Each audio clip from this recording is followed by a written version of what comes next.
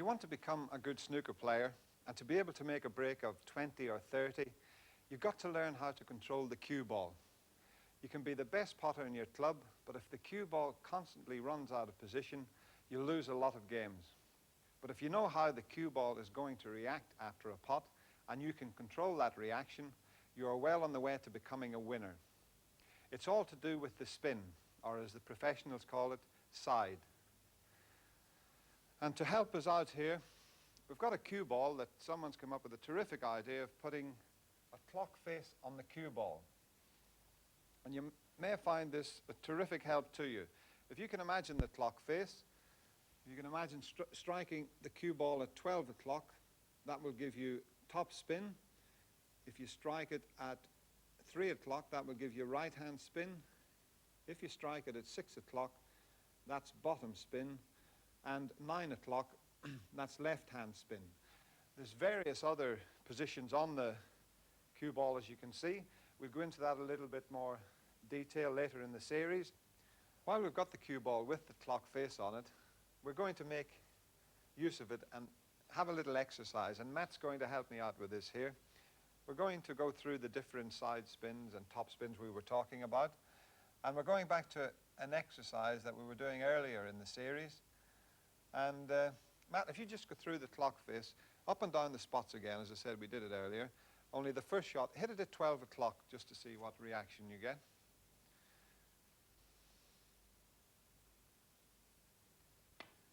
You can see with the, and that's, well, almost perfect.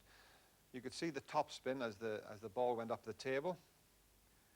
Now, if you hit it at 3 o'clock this time, just watch till you see what happens after the ball makes contact with the top cushion. So that's right-hand side, and just look at the angle that the cue ball came back at. We'll go to the other side of the cue ball this time and make contact with it, Matt, this time at 9 o'clock. And you should get the reverse effect. Now you see, just a little bit more spin that time on it. And this one you'll find very interesting. Matt this time is going to hit the ball at 6 o'clock, which is the sort of a shot you would play when you're playing a screw shot. But it's interesting what happens here. He's going to hit it at 6 o'clock, and by the time the ball gets between the blue and pink spot, it'll still have backspin on it, and then suddenly it'll transfer and you'll get topspin on the ball. So let's just see what happens. If you play at medium pace,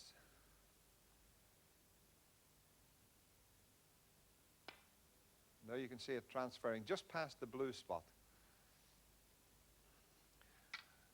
Obviously, it's a very useful ball to use for practice and finding out things like this. You wouldn't be able to use this in a match, but certainly it's a useful ball to have when you're practicing on your own.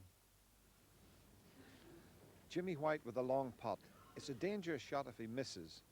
Jimmy plays the cue ball at 12 o'clock with a lot of top spin to bring it back off the top cushion and down the table. Joe Johnson is snookered. If he plays the shot slowly, he might leave the brown on. So striking the cue ball at about 1 o'clock, he is using topspin with a touch aside to get as much distance between the balls as possible.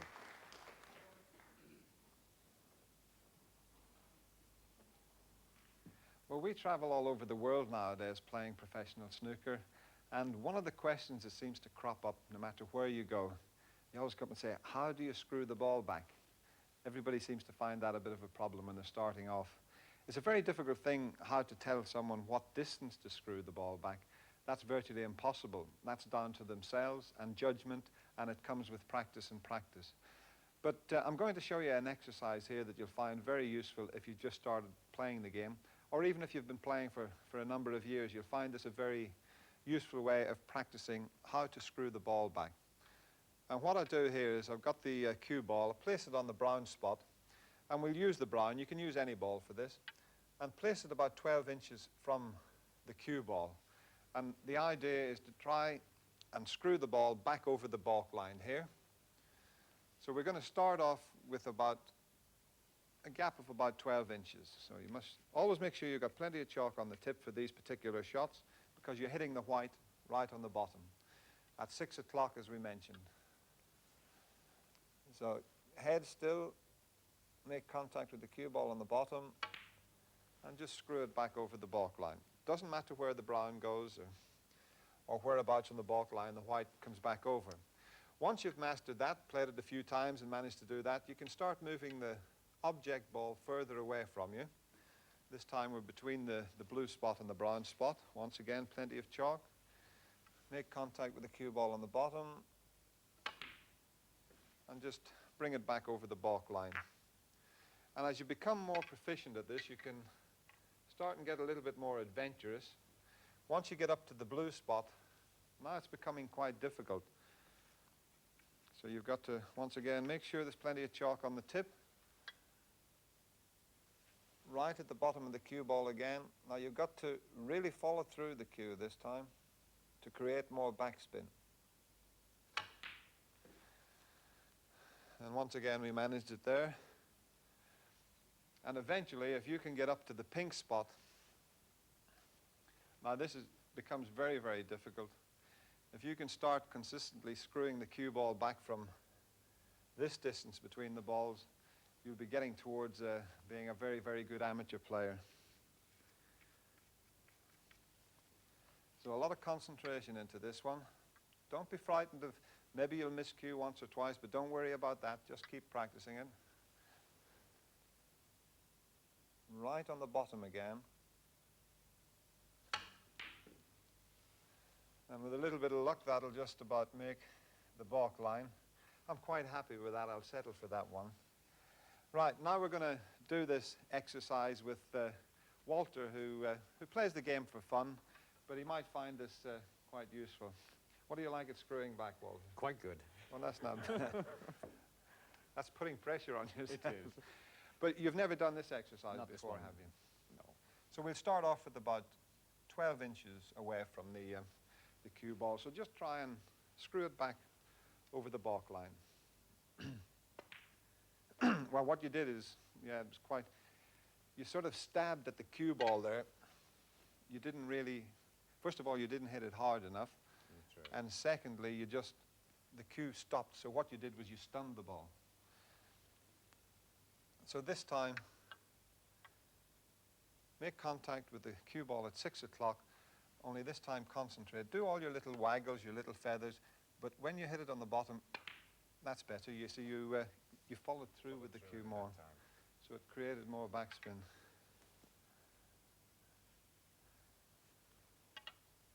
Right, we've now got the brown ball some nearly 2 feet from you now. So this is quite difficult. Let's see how you go on with that exercise.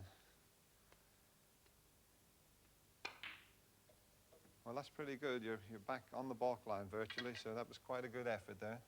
Just have another go, but don't be afraid to... Strike it harder. yeah, really lash into it. Make sure you've got the chalk on the tip, because this is quite a valuable cloth, Walter. It is. We don't want someone out with a needle and thread.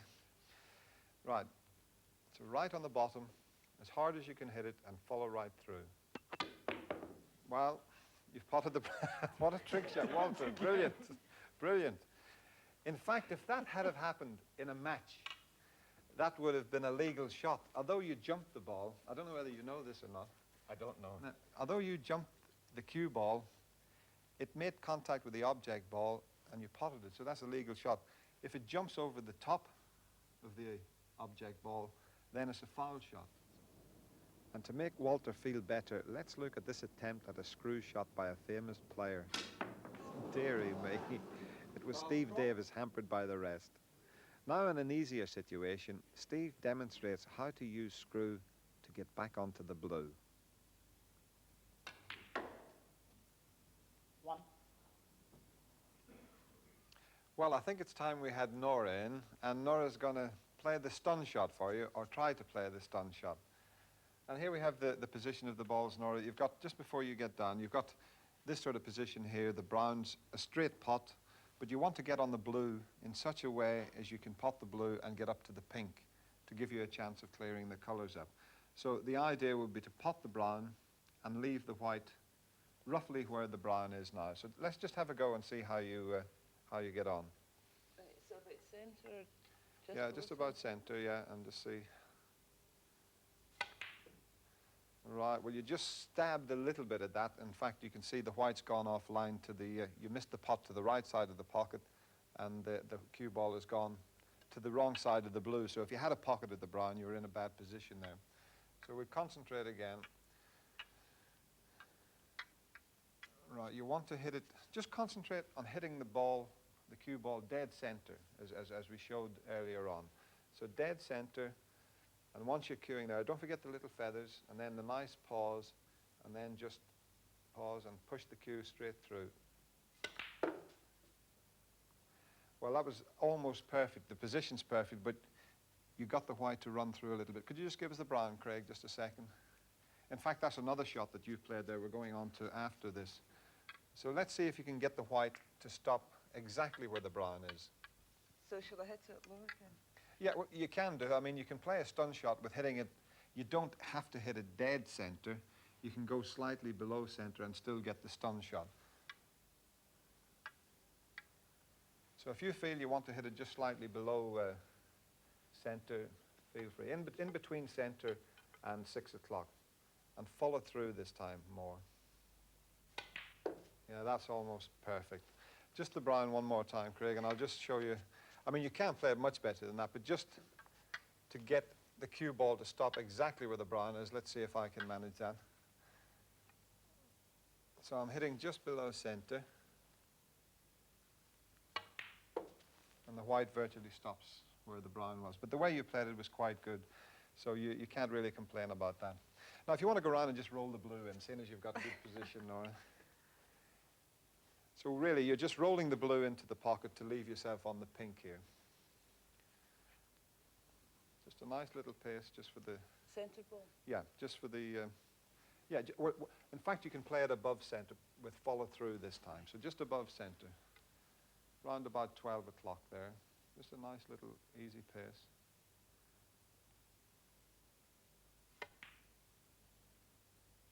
Well, we'll try that again. Just a little bit easier than that. So just roll it in nicely. Just to get the blue to virtually just reach the pocket.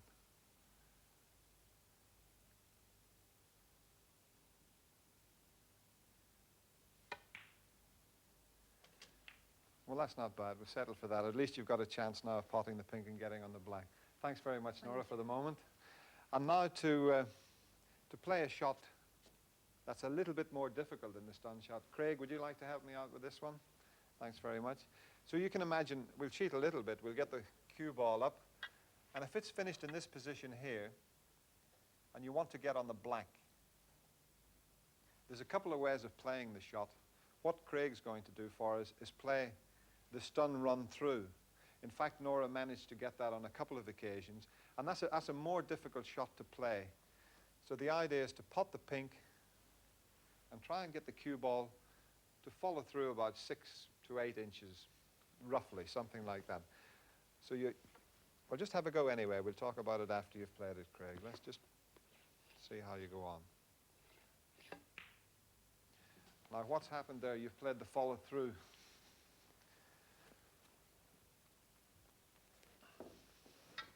It's like a little punch shot, you know, a little punch shot. Similar, it's amazing. It's similar to a shot you play in golf for this. So hit it a little bit harder this time. Don't be frightened of hitting it a little bit harder. And just below center, slightly below center. A little bit, not too much. You'll screw back if you do that. You've almost got it. You've got it to go through a couple of inches. You still have a chance of potting the black there. As I say, with this type of shot, you can set this up and, you know, keep playing it until you get used to getting the cue ball through to exactly wherever you want it. So we'll go for this spot here. See if you can get through about 12 inches this time. So still punch. Just bring your hand back a little bit from the ball. See, we were talking earlier about being too close to the ball. Now punch it more. Don't be afraid to hit it a bit harder. Just below the center of the ball. And that's almost perfect. Well, it's gone through a couple of inches again. I'll just have a go at the shot for you to see what happens. So I'm looking the white to travel to about somewhere around this spot where the tip of the cue is at the moment.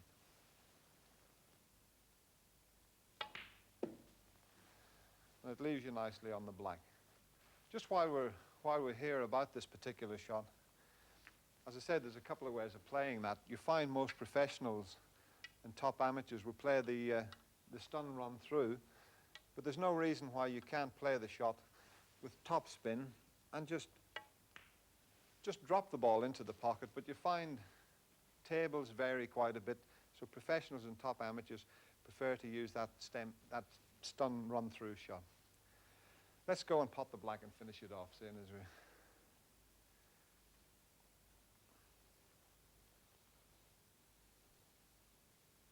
So just a nice stun shot. You wouldn't roll this in a match. You've more control if you, just like that. Perfect. Thanks very much, Craig. Well, now we move on to applying side spin to the cue ball. Earlier we did a little exercise up and down the spots, showing you the angle that the ball come off when you put side on. We're now going to attempt to pot the pink and get nice position on the black. Before we do that, I'm going to play the shot in a few different ways. First of all, if I was to pocket the pink and hit the white ball just above center, no side this time at all. That just gives you an idea where the white would finish. Craig, could you just get me the pink, please? So we'll put a red ball here. Thanks very much, Craig. Just as an indicator of where I finished up playing it plain ball. Same shot again, only this time I'm going to make contact with the white at 3 o'clock, which is right-hand side, just to show you where the cue ball will finish. A completely different shot altogether. Craig, could I have the pink, please? That red's an indication of where it finished with applying right-hand side to the pink.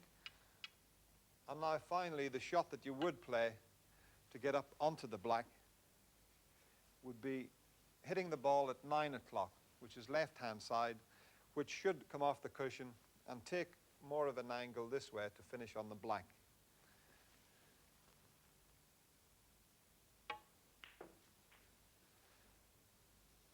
It just shows you, obviously, a little bit too hard for the position on the black, but it just gives you an indication of how the ball reacts to being struck in the different positions.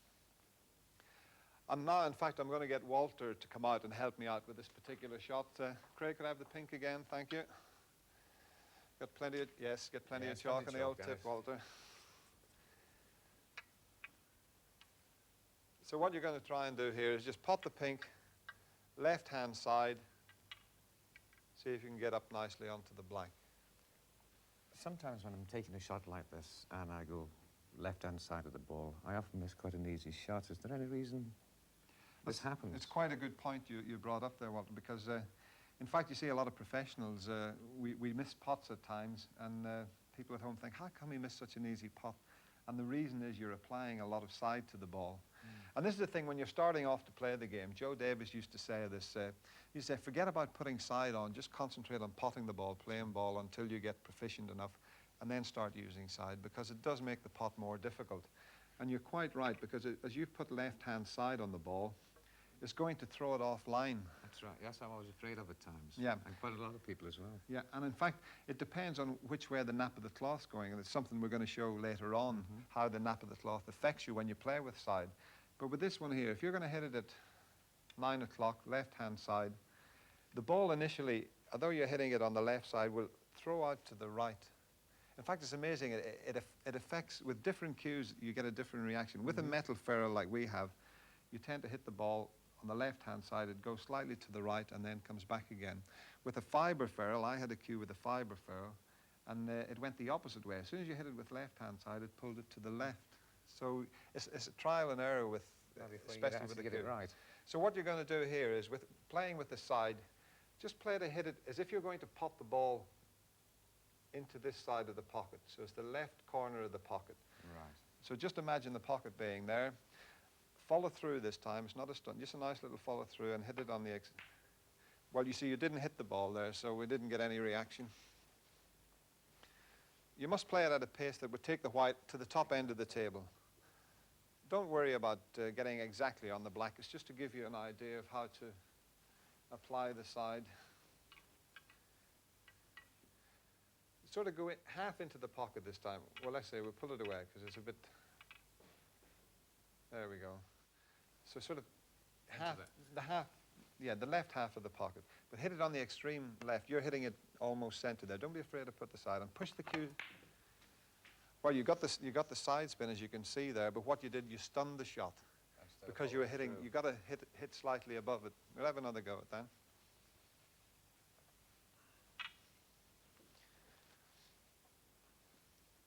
In fact, that's a variation. I mean, there's a few ways of getting up onto the black. There is the way you played it there. You played it with a stun end side, which took it up that side of the table. But we're just playing a plain ball, well, like a follow-through shot. So hit it on the left-hand side. Move even higher up. Yeah, you can go up to 11 o'clock. You know, as I say, there's no set. You can experiment around yourself. At that time, yeah, that was much better. So you're right. It's very difficult when you play with sides. So you've got to experiment around yourself. And as I say, the great Joe Davis used to say, "Forget about side until you're making 50 and 60 breaks." But why not experiment around and just see how it goes? Few people practice more than Steve Davis. He seems to know exactly what the cue ball is going to do. Using left-hand side and a little stun, he pots the pink and gets perfect position on the next red. Now Joe Johnson, potting in the other direction, but also using left-hand side, what we call check side, so that the cue ball almost comes straight back off the cushion for the next red. I'm going to play an interesting shot for you now. It's quite a simple pot. We'll just swap the black for the pink. Place the pink onto its own spot, and the cue ball directly behind it in line for the center pocket. Now this is just a straightforward little pot to roll the pink into the pocket. The pink sets off for the pocket, and what happens the last couple of inches, it just turns and misses the pot by 1-2 inches to the left. Now why did that happen? Well, the reason was, and the reason that a lot of people who watch this game, and have watched it for years and years, don't understand. In fact, a lot of people that play the game don't fully understand what the nap of the cloth can do to a shot. Now, to explain what the nap of the cloth is, the nap of the cloth runs from the balk line, the bottom here, towards the top end of the table, which is the black spot end. And if you run your hand along the nap, it's very smooth this way. If you were to run it in the opposite direction, it's quite rough. And a great explanation of this, I was once commentating along with Ray McNally, who unfortunately is no longer with us, a great actor from Dublin, a very keen snooker player, and used to commentate over in Ireland. And we were in the commentary box, and one of the professional players that was playing missed a fairly easy pot. And the reason he missed the pot, and I said in the commentary, was he was going across the nap of the cloth, playing it at that speed. And Ray chipped in and he says, for those of you at home that don't know what the nap of the cloth is, he said, it's like a fur on a pussycat's back. And I thought that was a great way of describing it. Now we're going to do a little exercise here to show you what the nap of the cloth can in fact do with the pot. And Matt's going to help me out here with this one. I'm going to place the pink ball over the corner pocket here. And we'll have the black on the center spot. And we'll have the cue ball here so that Matt is snookered for the pink. He can't quite get through to the pink. Now, there's a few ways. Probably you'd get the professional player would try to swerve the ball around the black, something we'll be talking about later. But just to show you what the nap of the cloth can do, Matt's going to play this shot, and he's going to strike the cue ball on the bottom with left-hand side, and with it going with the nap, it should curl it around the black. Would you like to have a go at that, Matt, just to see what happens? I was wondering what ball I should be looking at when I'm about to make contact with the white. Well, that's a very interesting question, in fact, Matt. A lot of people say to you, even on a straightforward pot, what ball do you look at whenever you're playing a shot? Now this is, certain players are different, even amongst professionals. Now Steve Davis, he focuses on the object ball, so he cues up, and he obviously has to look at the cue ball and the object ball, so his eyes are glancing from one to the other, but he focuses longer on the object ball before he just plays the shot. Now, what I do is I look at both balls, and just a split second before I deliver the cue, my eyes go to the object ball. And I tend to play a little bit like sighting a rifle. You know, you're back and forwards, and it's sort of simultaneously. But just the last split second, I go to the object ball. So that's something you want to, whichever suits you best, really. Right, let's see how we go on with this. So you're going to strike it at about 7 o'clock, just to make it curl around the black. So you're playing to miss the black on the right-hand side. And there you can see the side, the left-hand side with the nap of the cloth has curled it round the black. We'll go around the opposite side here, Matt, just to show what happens. I'll just place the pink over the corner pocket here. Now this time we're going against the nap of the cloth. And you get a completely different reaction. In fact, it's opposite to the other. If you look at the shot here, you would think, once again, you'd have to play it with left-hand side to curl it around the black. Now, because you're going against the nap, play the shot with right-hand side. So you're hitting the ball at about 5 o'clock there. The same pace again, and it should set out, and instead of going to the right, because you're against the nap, it should curl the opposite way.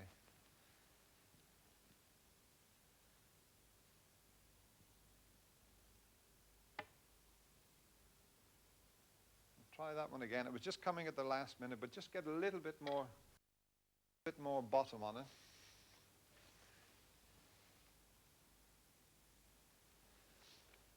Sort of dig into it a little bit more with the side. Same shot again, same pace. Just to land on the pink. A little bit hard again, you see. You've still almost hit the pink, but because of the pace, let me have a go just to see what happens. So it's right down in the bottom of the ball there. And you can see it's just started to curl round and finished up, hit the pink full ball. Very clever that. Not a lot of people know that. So that's it. Cue ball control, the secret to good snooker. But don't expect to achieve it right away or even in weeks.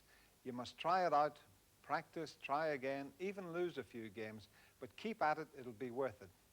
In our next program, we're going to consider strategy and tactics. We'll see you then. Done.